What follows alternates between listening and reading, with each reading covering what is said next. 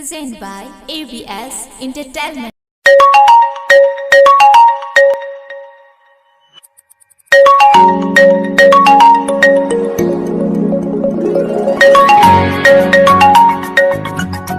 Hello hello धूर मैं ये काम घड़ी डिस्टर्ब कर दल के।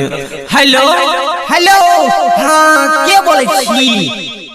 हम जनकपुर वाली दीपावली में काम नहीं बाय। धूर तोरा के यहाँ काम करे तो हालत खराब छे।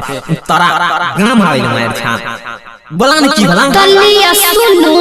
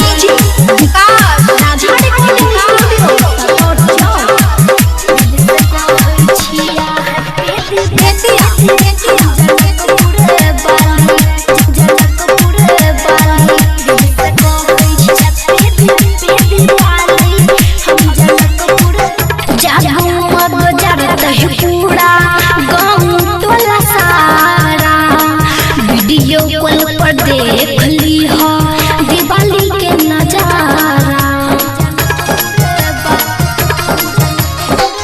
जगमग जरत है पूरा गाँव टोला सारा वीडियो कॉल पर देख ली हो दिवाली के नजारा किया नहीं हरिया बना हम हो आइ बजाना दिया तो हमारा छेना हो आइ बजाना दिया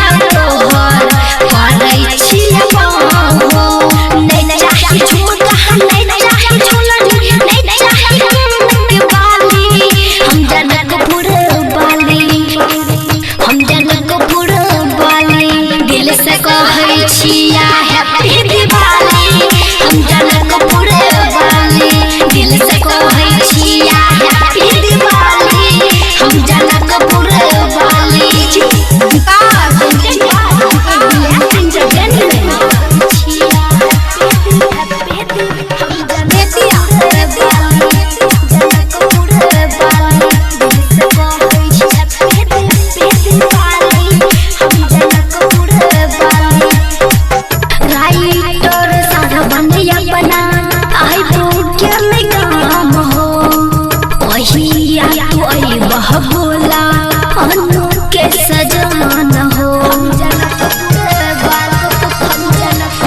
राइटर सरवनिया बना आइबो गेल काम हो कहिया कोई बह बोला अनु के सजान हो तोरा बिना कनियो ले लागे छे मन हो हर दम जी हमर करे तना तन हो हर दम जी